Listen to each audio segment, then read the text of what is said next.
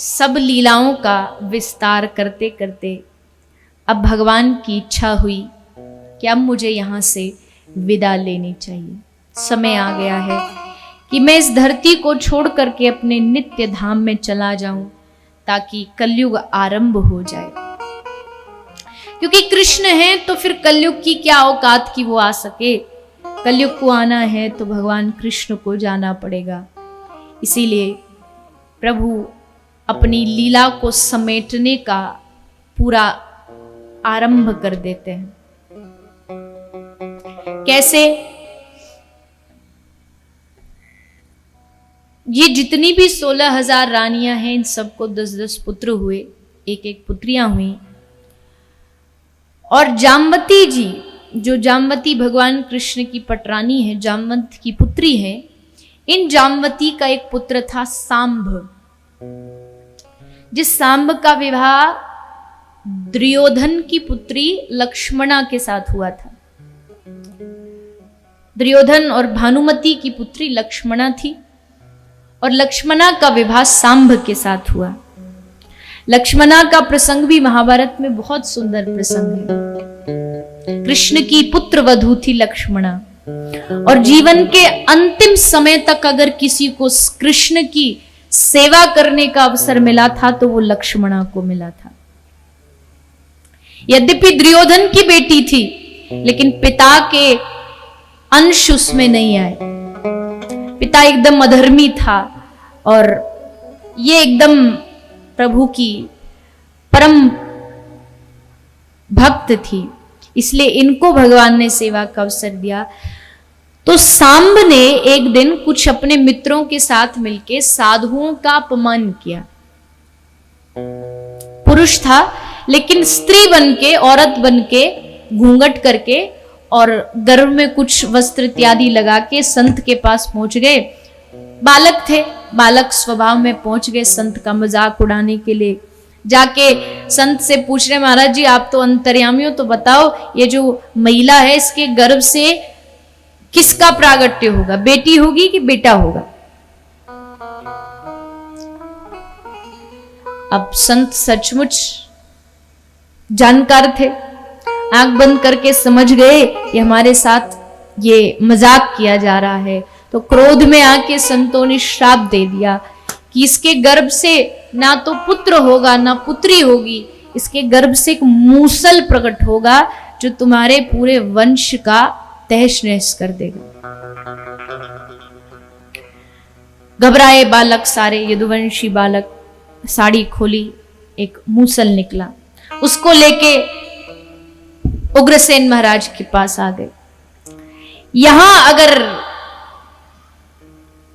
ये बालक श्री कृष्ण के पास जाते तो भगवान कृष्ण जरूर कोई उचित निर्णय लेते, लेकिन इन्होंने गलती की। उग्रसेन के पास गए, महाराज उग्रसेन ने भी श्री कृष्ण से कोई चर्चा नहीं की। कहा एक काम करो, इस मूसल को एकदम तोड़ दो, मसल दो, टुकड़े टुकड़े करके इसका चूरन बना करके इसको समुद्र में फेंक दो, फिर क्या हमारा नाश कर सकता है ये। वही किया, उसको तोड़ के समुद्र में फेंका गया। उसके छोटे छोटे कण पानी में बहते बहते उस घाट के किनारे पर एक एरा नाम की घास बन के प्रकट हो गए। वो ऐसी घास की आप मारो तो तलवार का काम करती है, इतनी तीखी। और उसी मूसल के एक छोटे से टुकड़े के कोने को एक मछली खा गई। मछली ने निगल लिया। उस मछली को एक मछुआरा लेके गया, अमन्या किया, उससे एक छोटा सा पत्थर पेट से निकला चमकीला, उसको एक व्याध ने खरीद लिया और उस व्याध ने उस टुकड़े को अपने बाण के ऊपर नोक पर लगा दिया। इधर हुआ क्या, सारे यदुवंशियों ने मदरा पी, शराब पी, आपस में लड़ने लगे। लड़ाई करते करते अस्त्र शस्त्र नहीं मिले तो घाट पर जो घास थी उसी को खाड़ करके आपस में लड़ना आरंभ कर दिया। सारे यदुवंशी लड़ लड़ के वहीं धरती पर मर गए। जो कुछ बचे उनको भगवान ने आदेश दे दिया कि तुम सब द्वारिका से चले जाओ, क्योंकि मेरे जाने के 7 दिन बाद ये द्वारिका पानी में डूब जाएगी। कह करके भगवान प्रभास क्षेत्र चले गए, विमान पर बैठे हैं। भगवान कृष्ण जाने की तैयारी में हैं। उद्धव जी पास में खड़े हैं, लक्ष्मणा खड़ी है, आंखों में आंसू हैं। प्रभु, आपके जाने के बाद हम कैसे रहेंगे? द्वापर में आपने सब पर कृपा की, पर कलयुग में कौन कृपा करेगा? तो भगवान कहते हैं, उद्धव, मैं इस शरीर से जा रहा हूं। द्वापर में मैंने प्रकट होके कृपा की, लेकिन कलयुग में मेरी भागवत सब पर कृपा करेगी। मैं कलयुग में भागवत के रूप में विराजमान हो रहा हूं। मैं कहीं इस धरती को छोड़ के नहीं जाऊंगा। भागवत के एक एक शब्द में श्री कृष्ण विराजमान है, ऐसा भगवान की आज्ञा थी। भगवान उद्धव को उपदेश देते, तभी उस व्याध का बाण आके श्री कृष्ण के चरणों में लगा। व्याध दौड़ के आया, देखा श्री कृष्ण चरणों में लेट गया, क्षमा मांगी।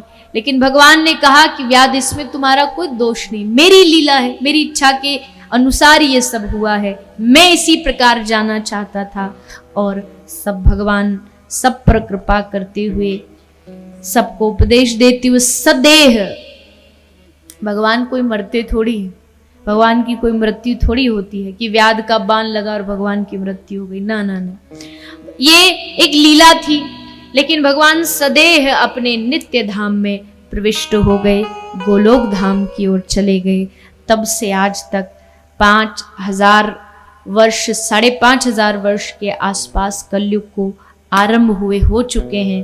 और तब से आज तक और आगे आने वाले समय में भी श्री कृष्ण के जो वचन है, श्री कृष्ण का जो नाम है, श्री कृष्ण की जो भागवत है, वही हम सब पर कृपा कर रही है और आगे भी सदैव ऐसे ही कृपा करती रहेगी।